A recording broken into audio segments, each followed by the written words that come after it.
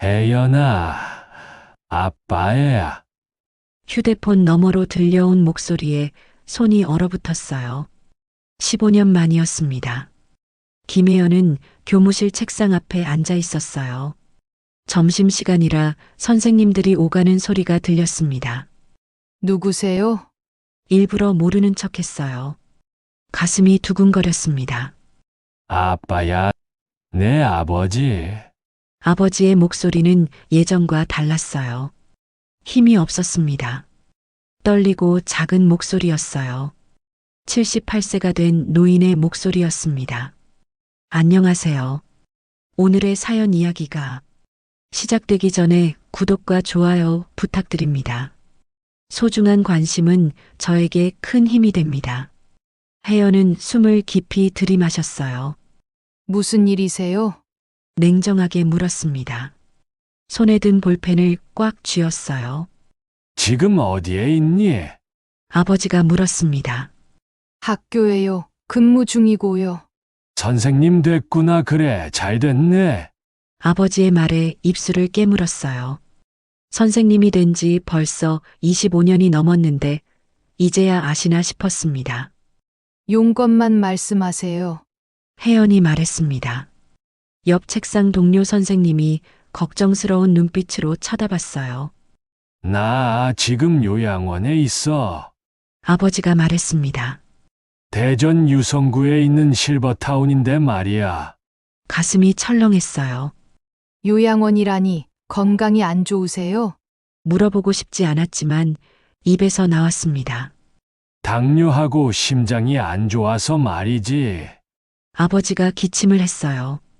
혼자 사는 게 힘들어서 여기 들어왔어. 혜연은 아무 말도 하지 않았어요. 교무실 창문 밖으로 운동장이 보였습니다. 학생들이 축구를 하고 있었어요. 평화로운 오후였습니다. 병욱이 연락 안 돼? 혜연이 물었습니다. 오빠 이름을 입에 담는 것도 오랜만이었어요. 그놈이 어디 있는지도 모르겠어. 아버지의 목소리가 떨렸습니다. 캐나다 간지 5년 됐는데 작년부터 전화를 안 받아. 그럴 줄 알았어요. 오빠는 원래 그런 사람이었으니까요. 혜연아, 아빠가 부탁이 있어. 아버지가 말했습니다. 이젠 내가 나를 봐야 하지 않겠니? 숨이 막혔어요. 머리가 지끈거렸습니다.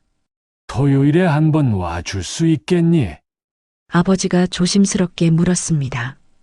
요양원비가 밀려서 말이야. 원장님이 자꾸 독촉을 하시네. 혜연은 눈을 감았어요. 깊게 숨을 쉬었습니다. 토요일은 어려워요. 차갑게 말했습니다. 남편하고 주말에 약속이 있거든요. 거짓말이었어요. 하지만 당장 달려갈 수는 없었습니다. 그럼 언제? 아버지가 다급하게 물었습니다. 일요일은 어때? 아니면 다음 주라도? 교무실 벽에 걸린 시계를 봤어요. 점심시간이 끝나가고 있었습니다. 다시 전화드릴게요. 혜연이 말했습니다. 지금은 수업 들어가야 해서요. 혜연아. 아버지가 불렀습니다. 아빠가 미안해. 그동안 잘못했어. 손이 떨렸어요. 휴대폰을 쥔 손에 땀이 났습니다. 나중에 얘기해요. 전화를 끊었습니다.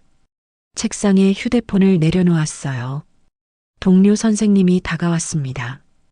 혜연쌤, 괜찮아요? 네, 괜찮아요. 고개를 끄덕였습니다.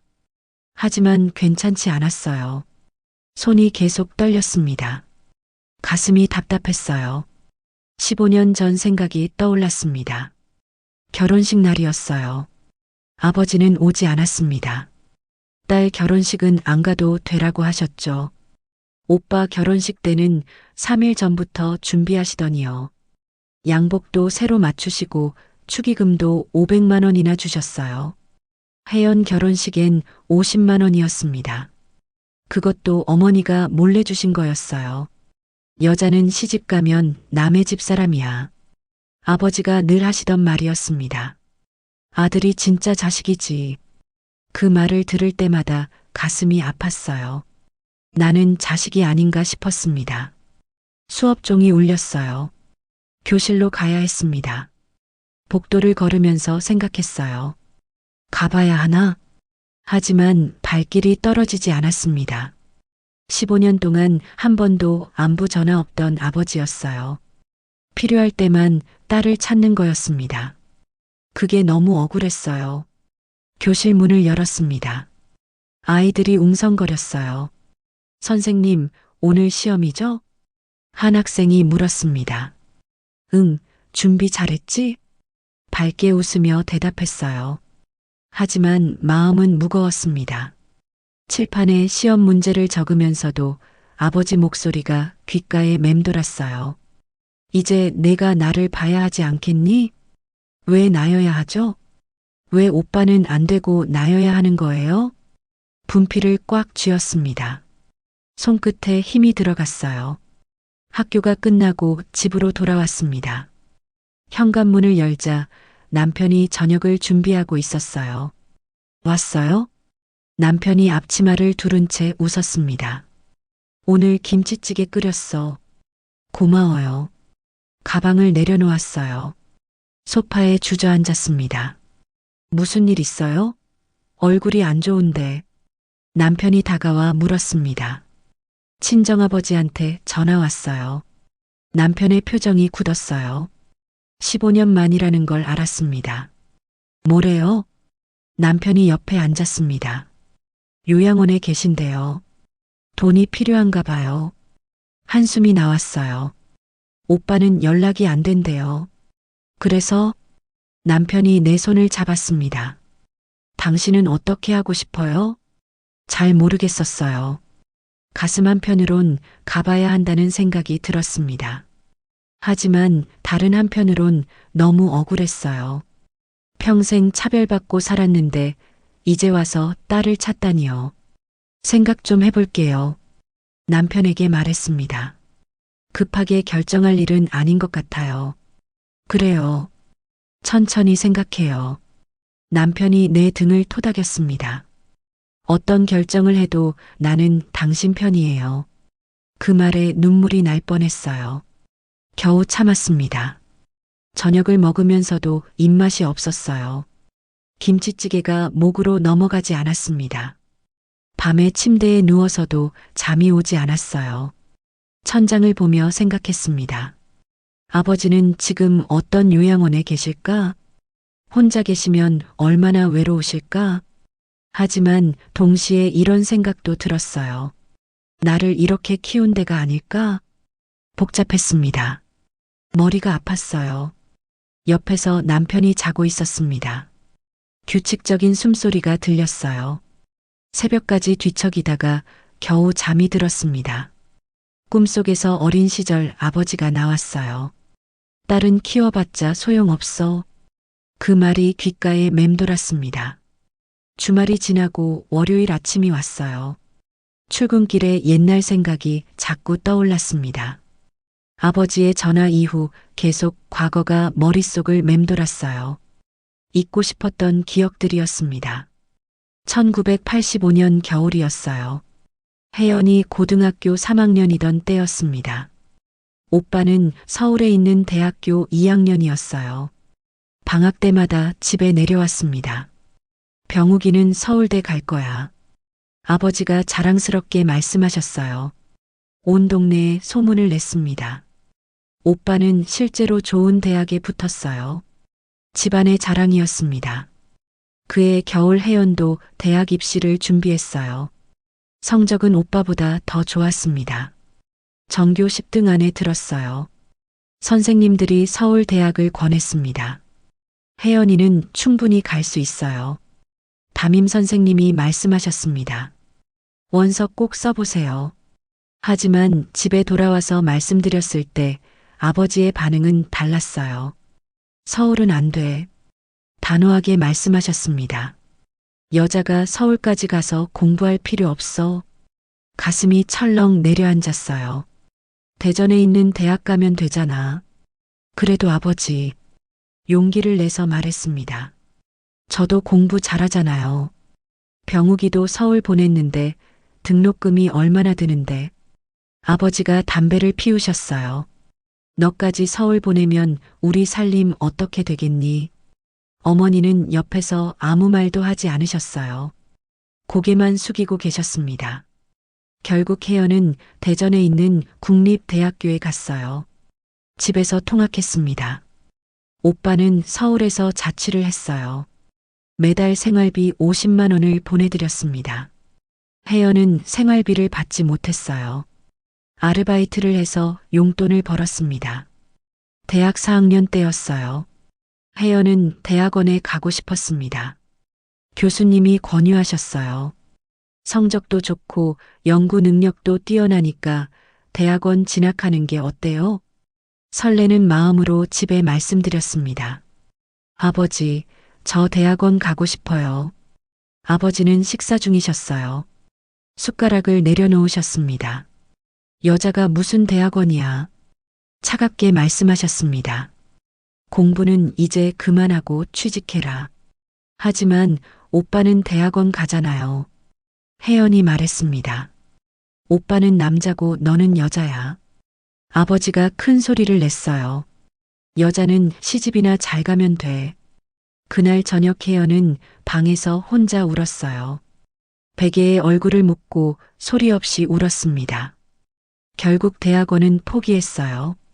대전에 있는 중학교에 영어교사로 임용됐습니다. 첫 월급을 받았을 때 집에 30만 원을 드렸어요. 어머니가 받으셨습니다. 고맙다 혜연아. 어머니가 눈물을 글썽이셨어요. 우리 딸 장하다. 하지만 아버지는 아무 말씀도 안 하셨어요. 당연하다는 듯 받으셨습니다. 3년 뒤 오빠가 결혼을 했어요. 1992년 봄이었습니다. 아버지는 결혼 준비에 열을 올리셨어요. 우리 아들 결혼인데 제대로 해야지. 아파트 전세금으로 3천만 원을 주셨어요. 결혼 예단으로 2천만 원을 더 주셨습니다. 총 5천만 원이었어요. 당시로는 엄청난 돈이었습니다. 어머니가 조심스럽게 말씀하셨어요. 혜연이도 나중에 결혼하면 똑같이 해줘야죠. 그건 그때 가서 생각하지.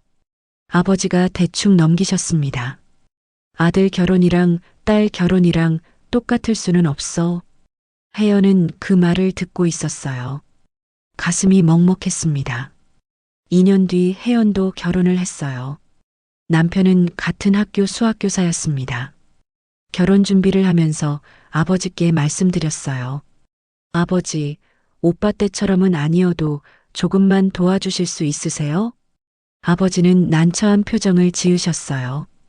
지금 형편이 어려워서 말이야. 결국 300만 원을 주셨습니다. 오빠의 6분의 1도 안 되는 금액이었어요. 그것도 어머니가 몰래 자기 적금을 깨서 보태주신 거였습니다. 혜연은 그걸 나중에 알았어요. 결혼식 날 아버지는 오시지 않았어요. 몸이 안 좋아서 못 가겠다. 전날 밤 전화로 말씀하셨습니다. 혜연은 전화를 끊고 한참을 울었어요. 오빠 결혼식 때는 3일 전부터 준비하셨는데 말이죠. 양복도 새로 맞추시고 하객들한테 인사도 열심히 하셨어요. 결혼하고 3년쯤 지났을 때였어요. 오빠가 사업을 한다고 했습니다. 무역회사를 차린다며 돈이 필요하다고 했어요. 아버지는 집을 담보로 대출을 받으셨습니다. 2억 원이었어요. 전 재산이나 다름없었습니다. 병욱이가 성공하면 우리도 편하게 살 수 있어. 아버지가 기대에 차서 말씀하셨어요. 아들이 잘 되는 게 부모 복이지. 하지만 2년 뒤 오빠 사업은 망했어요. 부도가 났습니다. 2억 원은 한 푼도 돌려받지 못했어요. 아버지는 집을 잃을 뻔했습니다. 혜연이 물었어요. 오빠한테 돌려받으세요. 그건 그냥 준 거야. 아버지가 말씀하셨습니다. 아들한테 무슨 받아낼 게 있어. 그 말에 혜연은 할 말을 잃었어요. 2억 원을 그냥 줬다니요. 집을 지키기 위해 혜연이 매달 50만 원씩 보냈어요. 남편도 동의해줬습니다. 5년 동안 3천만 원을 보냈어요. 대출 이자를 갚는 데 쓰였습니다. 그러면서도 아버지는 고맙다는 말이 없었어요. 딸이 부모 돕는 건 당연한 거 아니냐? 그렇게 말씀하셨습니다. 혜연은 점점 지쳐갔어요. 어머니가 돌아가신 건 2008년이었어요. 혜연이 42살 때였습니다. 임종을 지켰어요. 10년 넘게 혼자 계신 어머니를 자주 찾아뵀습니다. 장례를 치르고 난 뒤 아버지와 크게 싸웠어요. 아버지는 평생 저를 차별하셨잖아요. 참았던 말들이 터져 나왔습니다. 오빠한테만 돈 쓰고 저한테는 아무것도 안 해주셨어요. 그게 뭐가 잘못됐어? 아버지가 버럭 소리를 지르셨어요. 아들이 우선이지. 딸은 시집 가면 남인데. 그 말에 더 이상 참을 수 없었어요. 그럼 저도 이제 남이에요. 혜연이 말했습니다. 앞으로 연락하지 마세요. 그렇게 15년이 흘렀습니다. 그동안 단 한 번도 연락하지 않았어요. 명절에도 친정에 가지 않았습니다. 남편 가족들과 시간을 보냈어요. 아버지도 연락하지 않으셨어요. 오빠도 마찬가지였습니다. 그런데 지금 아버지가 전화를 하신 거예요. 15년 만에 말이죠. 교실에서 수업을 하면서도 계속 생각났어요. 내가 가야 하나? 칠판에 글을 쓰는 손이 떨렸습니다. 아버지를 용서할 수 있을까? 2008년 어머니 장례식이 끝나고 일주일 뒤였어요. 혜연은 친정집 짐을 정리하고 있었습니다. 어머니 옷가지들을 박스에 담았어요. 손때 묻은 옷들이었습니다. 아버지가 거실에 앉아 계셨어요. 신문을 보는 척하고 계셨습니다.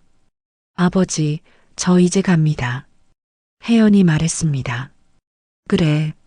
아버지는 신문에서 눈을 떼지 않으셨어요. 혜연은 현관문을 나섰습니다. 돌아보지 않았어요. 그게 마지막이 될 줄 알았습니다. 집으로 돌아오는 버스 안에서 울었어요.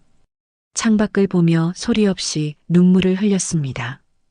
이제 정말 끝이구나. 가슴이 텅 빈 것 같았어요.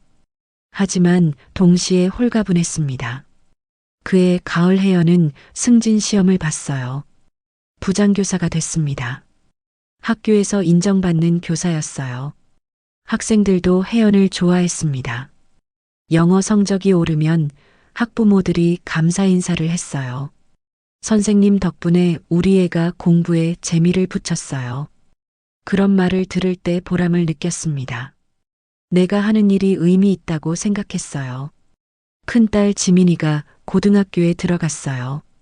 작은 딸 지은이는 중학생이 됐습니다. 저녁마다 식탁에 둘러앉아 밥을 먹었어요. 딸들이 학교 이야기를 했습니다. 엄마, 오늘 영어 시험 100점 맞았어. 지은이가 자랑했어요. 우와, 대단한데? 남편이 딸의 머리를 쓰다듬었습니다. 역시 엄마 딸이야. 그런 순간들이 행복했어요. 친정 생각은 점점 희미해졌습니다. 명절이 돌아왔어요. 처음으로 친정에 가지 않았습니다. 남편 가족들과 시간을 보냈어요. 시어머니가 혜연을 따뜻하게 대해주셨습니다. 혜연아, 고생 많았지? 시어머니가 손을 잡아주셨어요. 눈시울이 뜨거워졌습니다. 이게 가족이구나. 진짜 가족은 피가 아니라 마음으로 만들어지는 거였어요. 그걸 깨달았습니다. 2010년쯤이었어요. 오빠가 캐나다로 이민을 갔다는 소식을 들었습니다. 동네 사람을 통해 전해 들었어요. 내 오빠 캐나다 갔다며? 네, 그런가 봐요. 별 감흥이 없었습니다. 오빠도 이제 남이었어요. 그의 겨울 혜연은 영어 교육 연수를 다녀왔어요. 서울에서 2주간 진행됐습니다. 새로운 교수법을 배웠어요. 열심히 공부했습니다. 연수가 끝나고 수료증을 받았을 때 뿌듯했어요. 나도 계속 성장하고 있구나. 학교로 돌아와서 배운 걸 적용했어요. 학생들 반응이 좋았습니다. 선생님, 수업 재밌어요. 학생들이 웃으며 말했어요. 그게 가장 큰 보상이었습니다. 2012년에 큰딸이 대학에 갔어요. 서울에 있는 대학교였습니다. 등록금을 내면서 생각했어요. 나는 딸들한테 공평하게 해주자. 큰딸에게 준 만큼 작은딸에게도 줄 거예요. 차별은 절대 하지 않을 겁니다. 딸들 학비를 위해 적금을 들었어요. 매달 100만 원씩 넣었습니다. 남편도 열심히 일했어요. 우리 딸들 뒷바라지는 확실하게 하자. 남편이 말했습니다. 혜연은 남편 손을 꼭 잡았어요. 주말마다 남편과 산책을 했어요. 집 근처 양천공원을 걸었습니다. 벤치에 앉아 커피를 마셨어요. 아무 말 없이 나란히 앉아 있어도 편안했습니다. 당신 만나서 참 다행이에요. 혜연이 말했습니다. 나도 그래요. 남편이 웃었어요. 그런 시간들이 쌓여갔습니다. 같은 시기 아버지는 혼자 사셨어요. 대전 유성구 작은 빌라에 계셨습니다. 아버지는 오빠에게 남은 재산을 모두 주셨어요. 집을 팔아서 5천만 원을 보냈습니다. 캐나다 정착하는데 보태 써라. 아버지가 전화로 말씀하셨대요. 오빠는 고맙다고 했습니다. 처음 1년간은 오빠가 전화를 했어요. 한 달에 한 번씩 안부를 물었습니다. 하지만 점점 연락이 뜸해졌어요. 2개월에 한 번이 됐습니다. 아버지가 먼저 전화를 걸기 시작했어요. 병우가 아빠야. 오빠는 바쁘다며 금방 끊었습니다. 아빠 나중에 다시 할게요. 3개월이 지나고 6개월이 지났어요. 오빠는 전화를 받지 않았습니다. 아버지는 혼자 국민연금으로 생활하셨어요. 한 달에 80만 원 정도였습니다. 빌라 월세가 40만 원이었어요. 남은 돈으로 생활하셨습니다. 병원에 가는 것도 아까워하셨어요. 약값이 너무 비싸. 혼자 중얼거리셨습니다. 냉장고에는 김치와 계란만 있었어요. 겨울이면 보일러를 아껴 쓰셨어요. 두꺼운 옷을 입고 지내셨습니다. 이웃집 할머니가 가끔 반찬을 갖다 줬어요. 혼자 사시는데 이것도 드세요. 고맙습니다. 아버지가 허리를 굽혀 인사하셨습니다. 예전에 당당한 모습은 없었어요. 2015년에 아버지가 쓰러지셨어요. 당뇨 합병증이었습니다. 이웃집 할머니가 119를 불렀어요. 병원에 입원하셨습니다. 병원에서 오빠에게 연락했어요. 보호자 연락처에 오빠 번호가 있었습니다. 하지만 오빠는 전화를 받지 않았어요. 문자도 읽지 않았습니다. 결국 먼 친척이 와서 보호자 서명을 했어요. 형님이 이렇게 외롭게 사시다니. 친척이 한숨을 쉬었습니다. 아버지는 일주일 만에 퇴원하셨어요. 집으로 돌아갔지만 혼자 생활하기 힘들었어요. 걷는 것도 불편했습니다. 약을 제때 먹어야 하는데 자꾸 깜빡했어요. 밥도 제대로 못 챙겨 드셨습니다. 친척이 요양원을 알아봤어요. 형님, 여기서 지내시는 게 나을 것 같아요. 아버지는 고개를 저으셨습니다. 아들이 올 거야. 조금만 기다리면. 하지만 오빠는 오지 않았어요.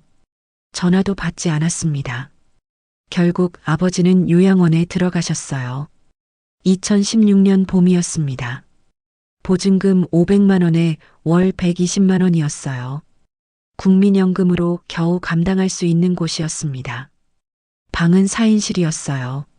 낡은 침대와 작은 옷장이 전부였습니다. 창문으로 보이는 풍경도 없었어요. 옆 건물 벽만 보였습니다. 아버지는 침대에 누워 천장만 보셨어요. 병우기는 언제 오려나. 매일 같은 말을 하셨습니다. 간호사들이 안타까워했어요. 요양원비가 밀리기 시작한 건 2년 뒤였어요. 국민연금만으론 부족했습니다. 약값이 늘어났고 치료비도 추가됐어요. 한 달에 150만 원이 필요했습니다. 원장이 아버지를 불렀어요. 어르신, 보호자 연락처 좀 주세요. 아버지는 떨리는 손으로 오빠 번호를 줬습니다. 하지만 오빠는 여전히 전화를 받지 않았어요. 3개월치 요양원비가 밀렸어요. 450만 원이었습니다. 원장이 다시 아버지를 찾아왔어요. 다른 가족은 없으신가요? 아버지는 한참을 망설이셨어요. 그리고 작은 목소리로 말씀하셨습니다. 딸이 하나 있긴 한데 목소리가 떨렸습니다. 15년 동안 연락을 안 했어요. 원장이 물었어요. 그래도 연락해 보시는 게 어떨까요? 아버지는 고개를 저으셨어요.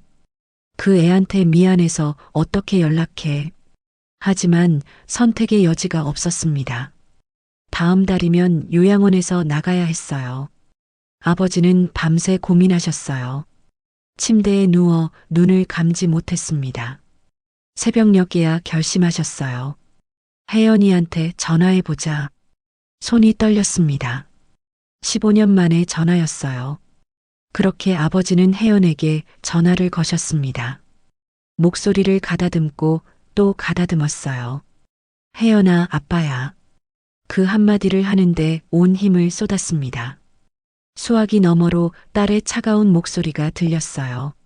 무슨 일이세요? 아버지는 눈을 감았습니다. 이제 와서 딸을 찾는 자신이 부끄러웠어요. 하지만 다른 방법이 없었습니다. 지금 어디 계세요? 떨리는 목소리로 물었습니다. 그렇게 15년의 침묵이 깨졌어요. 혜연은 그 전화를 받고 며칠간 잠을 이루지 못했어요. 밤마다 천장을 보며 생각했습니다. 내가 가야 할까? 마음 한편으론 아버지가 걱정됐어요. 하지만 다른 한편으론 여전히 억울했습니다.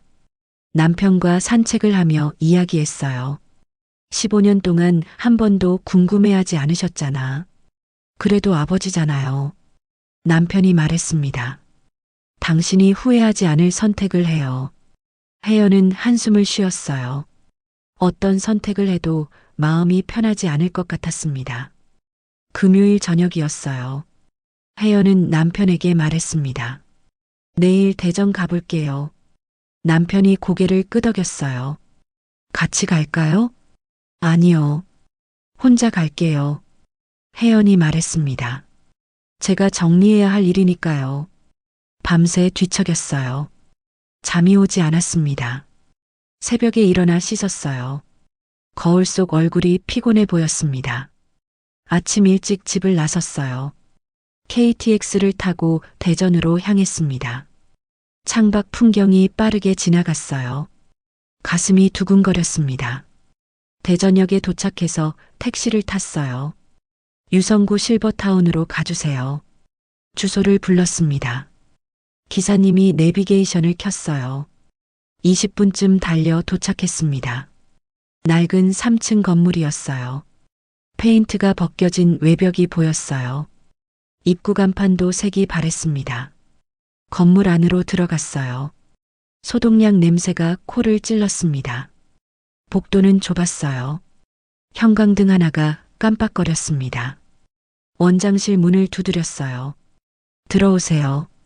중년 여성이 앉아 계셨습니다. 김혜연인데요. 김병철 어르신 딸입니다. 원장이 일어나 악수를 청했어요.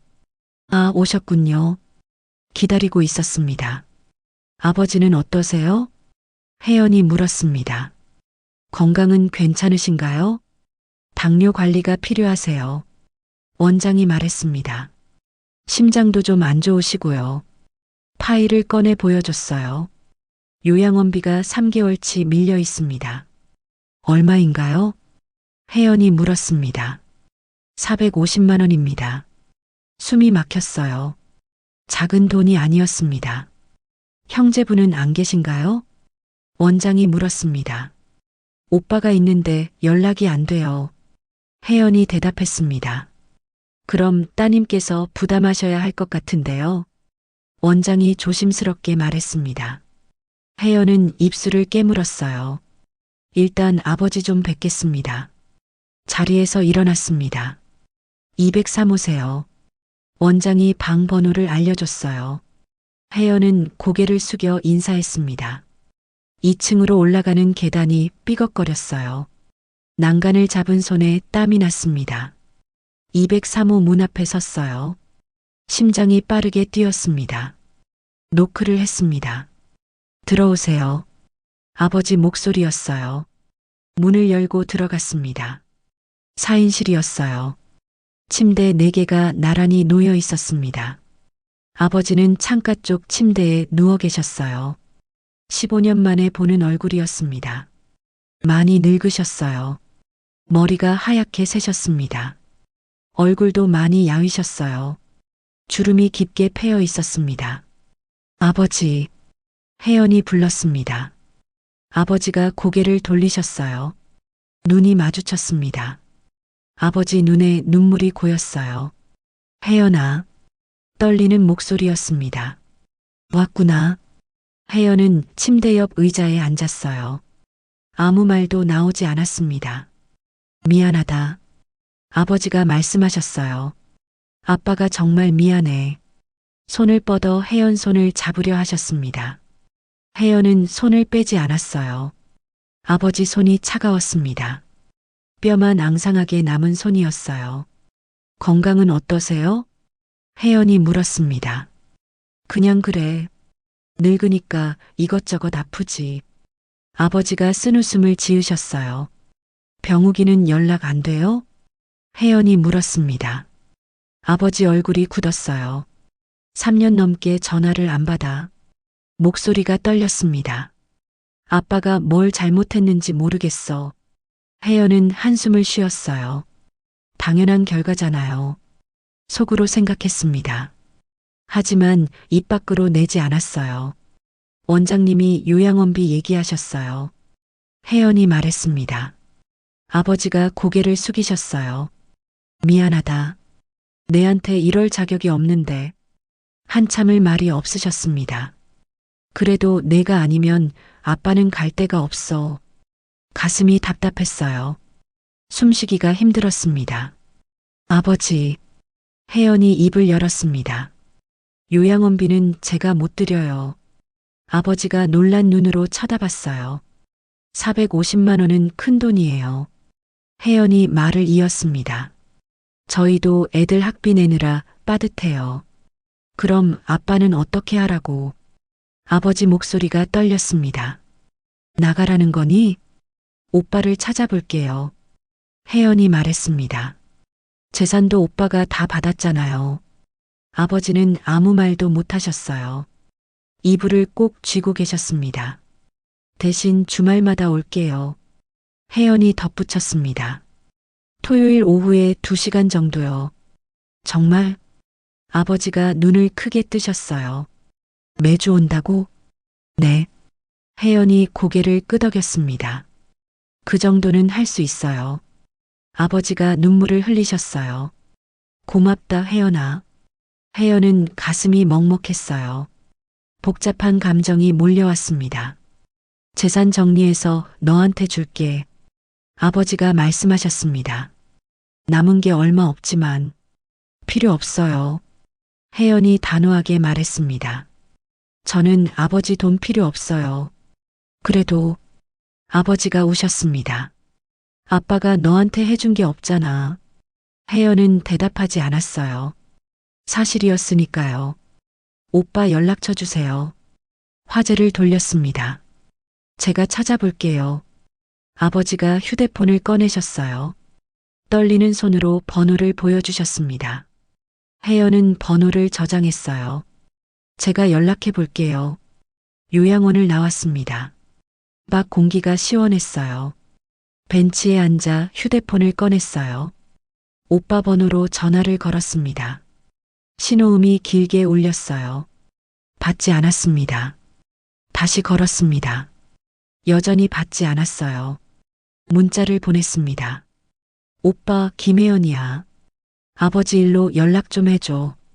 답장이 없었어요. 1시간을 기다렸습니다. 페이스북을 검색했어요. 오빠 계정을 찾았습니다. 프로필 사진에 오빠 가족이 보였어요. 캐나다 어딘가 공원 같았습니다. 메신저로 메시지를 보냈습니다.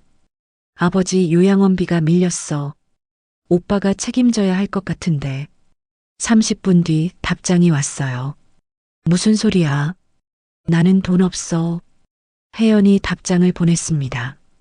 아버지한테 재산 다 받았잖아. 5천만 원. 그건 다 썼어. 오빠가 답했습니다. 여기서 정착하는데 다 들어갔어. 혜연은 화가 났어요. 손이 떨렸습니다. 그래도 한 달에 50만 원씩은 보내야지. 메시지를 보냈습니다. 요양원비가 150만 원인데 연금으로 80만 원 나와. 70만 원이 부족해. 한참 답이 없었어요. 10분쯤 지나 답장이 왔습니다. 50만 원은 보낼게. 짧은 답장이었습니다. 근데 혜연아, 내가 좀 도와줘. 나도 여기서 애들 키우느라 힘들어. 혜연은 웃음이 나왔어요. 황당했습니다. 나는 30만 원만 보낼게. 메시지를 보냈습니다. 오빠가 50만 원, 내가 30만 원 하면 160만 원이야. 그 정도면 될 거야. 오빠가 답장했어요. 알았어. 그렇게 하자. 혜연은 한숨을 쉬었어요. 억울했지만 어쩔 수 없었습니다. 역으로 돌아가는 길이었어요. 발걸음이 무겁게 느껴졌습니다. KTX에 올라 창밖을 봤어요. 해가 지고 어둑어둑해졌습니다. 집에 도착하니 밤이었어요. 남편이 문을 열어줬습니다. 어떻게 됐어요? 남편이 물었습니다. 요양원비는 안 내기로 했어요. 혜연이 말했습니다. 대신 매주 토요일마다 갈 거예요. 그래요? 남편이 놀란 표정을 지었어요.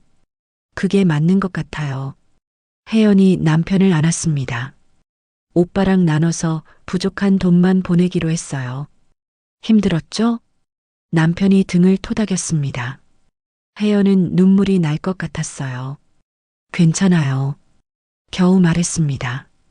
이 정도는 할 수 있어요. 그날 밤 혜연은 오래 생각했어요. 이게 맞는 걸까? 확신은 없었습니다. 하지만 후회하지 않을 선택이라고 생각했어요. 완전한 용서는 아니었습니다. 하지만 최소한의 도리는 지키는 거였어요. 그게 혜연이 할 수 있는 전부였습니다. 1년이 흘렀어요. 혜연은 약속대로 매주 토요일 오후마다 요양원에 갔습니다. 2시간씩 아버지 곁에 앉아 있었어요. 많은 이야기를 나누지는 않았습니다. 가끔 아버지 손을 잡아드렸어요. 과일을 깎아드리기도 했습니다. 아버지는 그것만으로도 행복해 하셨어요. 내가 와주는 것만으로도 고맙다. 오빠는 약속대로 50만 원씩 보냈어요. 처음 몇 달만 그랬습니다. 반년쯤 지나니 40만 원이 됐어요. 미안해. 이번 달은 좀 어려워서. 오빠는 늘 같은 변명을 했습니다. 혜연은 더 이상 기대하지 않았어요. 자신이 보내는 30만 원과 아버지 연금 80만 원으로 겨우 유지됐습니다. 부족한 돈은 혜연이 조금씩 더 보냈어요.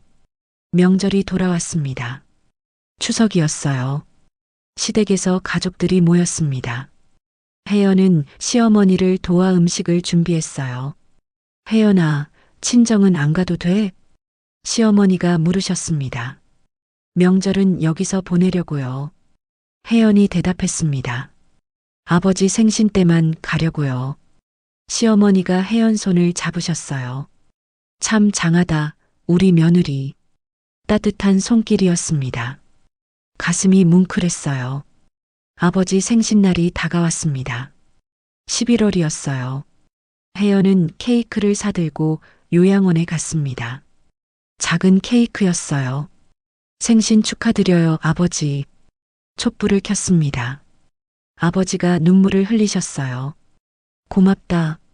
정말 고맙다. 떨리는 목소리였습니다. 케이크를 함께 나눠 먹었어요. 달콤한 맛이 입안에 퍼졌습니다. 아버지가 행복한 표정을 지으셨어요. 집으로 돌아오는 길이었어요. 혜연은 마음이 편안했습니다. 완전히 용서한 건 아니었어요. 하지만 미움도 사라졌습니다. 그저 적당한 거리를 유지하는 관계였어요. 그게 혜연에게는 맞았습니다. 겨울방학이 다가왔어요. 학교에서 여교사 모임이 있었습니다. 저녁을 먹으며 이런저런 이야기를 나눴어요. 후배 교사 한 명이 고민을 털어놨습니다. 친정에서 오빠만 챙겨요. 목소리가 떨렸습니다. 저는 아무것도 받은 게 없는데 부모님이 아프시면 제가 가야 한대요. 다른 교사들도 고개를 끄덕였어요. 비슷한 경험이 있는 듯 했습니다. 혜연이 입을 열었습니다. 저도 그랬어요. 자신의 이야기를 꺼냈어요. 15년간 연락을 끊었던 이야기를 했습니다. 아버지가 다시 연락해온 일도 말했어요. 처음엔 정말 화가 났어요. 선생님들이 조용히 들었습니다. 그런데 생각을 바꿨어요. 혜연이 말을 이었습니다. 완전히 용서할 순 없지만 최소한의 도리는 지키자고요. 어떻게 그럴 수 있어요? 후배 교사가 물었습니다. 저는 원망만 쌓이는데 경계선을 정했어요. 혜연이 대답했습니다. 제가 할 수 있는 것과 할 수 없는 것을 명확하게 나눴죠. 돈은 최소한만 보냈어요. 시간도 정해진 만큼만 냈습니다. 명절도 내 가족 우선으로 보냈어요. 그렇게 균형을 찾았습니다. 자식도 존중받을 권리가 있어요. 혜연이 말했습니다. 부모가 우리를 차별했다고 해서 우리까지 희생할 필요는 없어요. 선생님들이 공감했어요. 고개를 끄덕이는 사람들이 많았습니다. 하지만 후회하지 않을 선택을 하세요. 혜연이 덧붙였습니다. 나중에 부모님이 돌아가시면 그때는 돌이킬 수 없으니까요. 집에 돌아와 딸들과 거실에 앉았어요. 큰딸이 물었습니다. 엄마, 우리 외할아버지 얘기 좀 해줘. 혜연은 잠시 생각했습니다. 외할아버지는 옛날 사람이셔서 말이지. 천천히 말했어요. 아들만 중요하게 생각하셨어. 딸들이 놀란 표정을 지었습니다. 그럼 엄마는 어떻게 했어요? 속상했지. 솔직하게 말했습니다. 하지만 이제는 괜찮아. 큰 딸을 안았어요. 작은 딸도 다가왔습니다. 엄마는 너희를 절대 차별하지 않아. 두 딸을 꼭 안았습니다. 너희는 둘 다 소중해. 딸들이 웃었어요. 알아요, 엄마. 그날 밤 침대에 누워 생각했어요. 지난 1년이 떠올랐습니다. 힘든 시간이었지만 성장한 것 같았어요. 상처를 안고 살아가는 법을 배웠습니다. 완벽한 용서는 아니었어요. 하지만 평화를 찾았습니다. 아버지와의 관계도 나쁘지 않았어요. 적당한 거리가 오히려 편안했습니다. 주말마다 요양원에 가는 것도 익숙해졌어요. 의무감보다는 담담한 마음으로 갔습니다. 아버지도 변하셨어요. 예전처럼 아들 자랑을 하지 않으셨습니다. 혜연아, 내가 효녀야. 가끔 이렇게 말씀하셨어요. 혜연은 쓴웃음을 지었습니다. 효녀는 아니었어요. 그저 후회하지 않으려고 노력하는 딸이었습니다. 봄이 왔습니다. 요양원 뒤뜰에 벚꽃이 피었어요. 아버지를 모시고 산책을 했습니다. 휠체어를 밀며 천천히 걸었어요. 꽃이 참 예쁘다. 아버지가 말씀하셨습니다. 네, 정말 예쁘네요. 혜연이 대답했습니다. 바람에 꽃잎이 날렸어요. 아버지 어깨에 꽃잎이 내려앉았습니다. 혜연이 살짝 털어드렸어요. 혜연아. 아버지가 불렀습니다. 응? 내가 와줘서 아빠는 행복해. 짧은 말이었습니다. 혜연은 고개를 끄덕였어요. 저도요, 아버지. 진심이었습니다. 완전한 행복은 아니었지만 평화로웠어요. 그렇게 혜연은 자신만의 방식으로 관계를 만들어갔습니다. 상처를 딛고 일어선 여자였어요. 누군가에게 인정받기 위해서가 아니었습니다. 자신이 후회하지 않기 위해서였어요. 그것만으로도 충분했습니다. 지금까지의 이야기가 어떠셨나요? 좋은 사연은 앞으로 계속됩니다. 날씨가 아침 저녁으로 차네요. 건강들 유의하시고 이야기가 좋으셨다면 구독과 좋아요, 알림 설정 부탁드립니다. 끝까지 시청해 주셔서 감사합니다.